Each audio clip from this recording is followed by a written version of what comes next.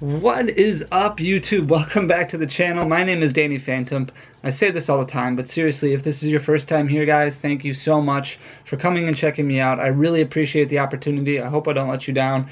I hope you like what you see. If you do, please consider hitting that subscribe button down below. Give this video a thumbs up. Send it to all your friends. Tell everybody about it. I really want to keep growing. I really appreciate everything that's happened so far, and I can't wait to keep going, moving forward, and seeing how far we can take this.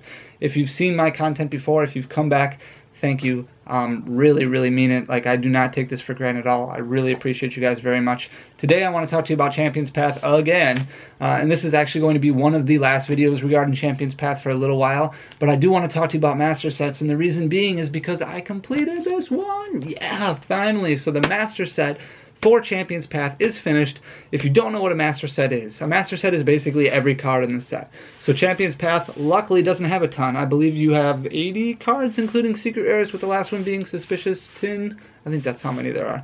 We can look when we get there. But I finally have this one completed. I want to talk to you about master sets because I think they're a really strong investment for the long haul. I would recommend getting binders like this. You can buy these at pretty much any card shop. Pretty much any hobby shop. You can buy them on eBay. You can buy them on Amazon. I really like the Ultra Pro. I really like the Monster. I like the ones with the without the rings, the 3-ring binders. The reason I don't like using those is because they actually will dent your cards over time. So if you had a bunch when you were a kid and you put your Pokemon cards in it and you just use those card sleeves, those card sleeve pages, eventually over time as things get shuffled around, they will dent. And especially if you have like a D-ring binder or a 3-ring binder that's like 3 inches thick and you just keep packing them in there, eventually in time those will actually ding the sides of the card. So I would try and avoid those if you can.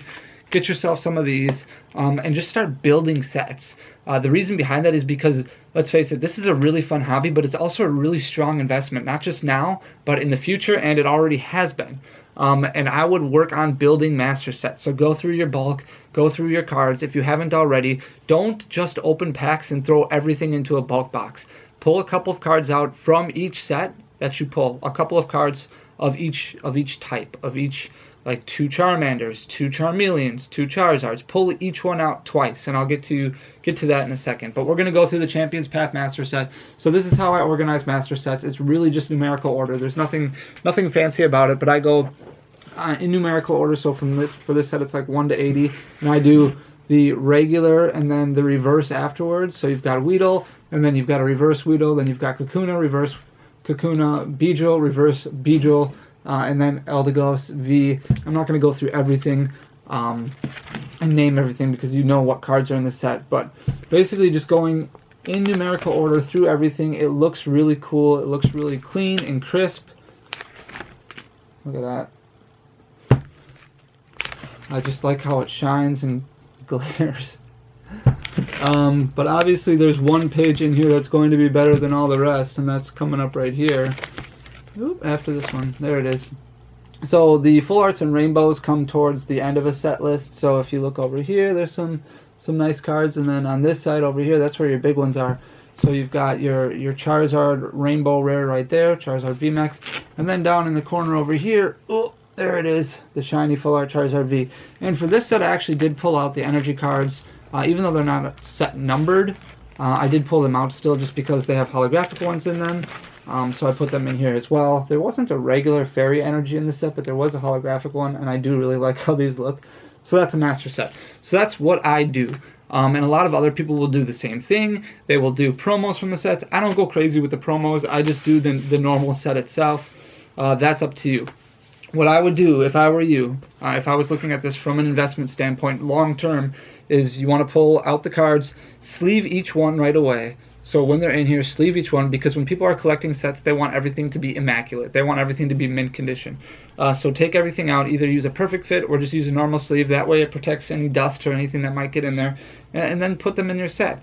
I honestly would recommend pulling out 2 of each card you pulled. And you may not collect 2 complete master sets right away, but that's okay.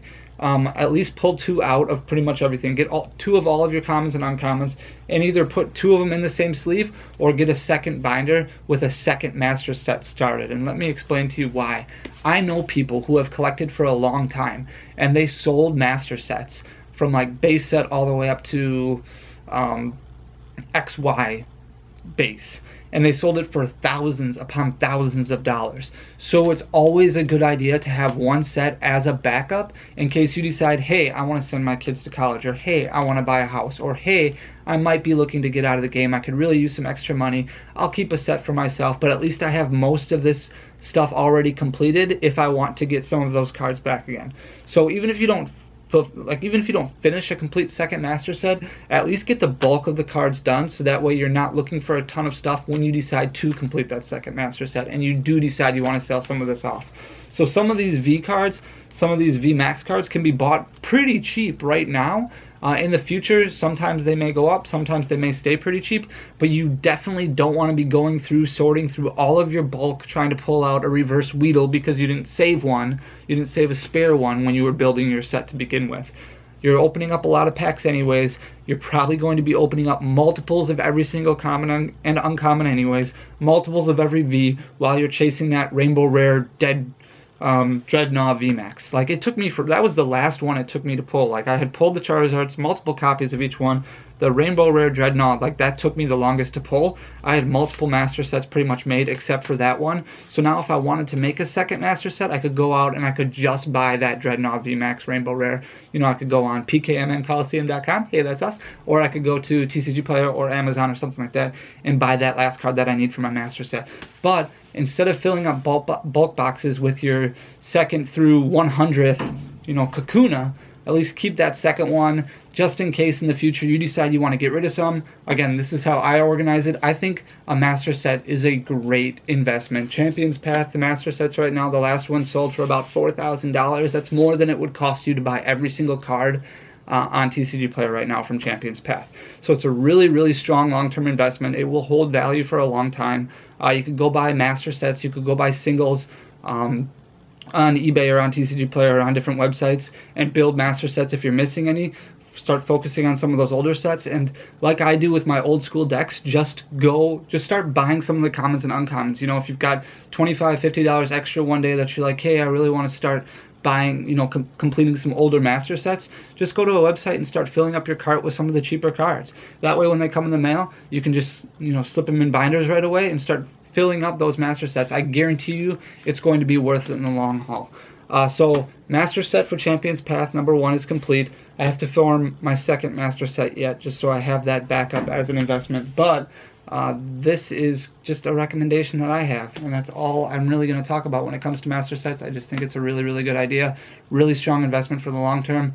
Another fun thing that is going to be a cool idea is participating in my Jungle Box Break, which is going to be happening in just a few weeks. I am breaking open a first edition Jungle Booster Box right here live on this YouTube channel. So if you're not subscribed currently, hit that subscribe button, turn notifications on, follow me on Instagram, danny.phantump. I'm going to unleash all the information on there as far as price per pack goes, date, time, when it's happening. It's going to be a lot of fun, and we're going to keep going. Next up is going to be a Fossil First Edition booster box, and then we're going to move to Base 2, Team Rocket, all those just in order, all the way through, you know, at least all the way to the coast, as long as you guys enjoy it. That's all I've got for tonight. Thank you so much for coming back to the channel.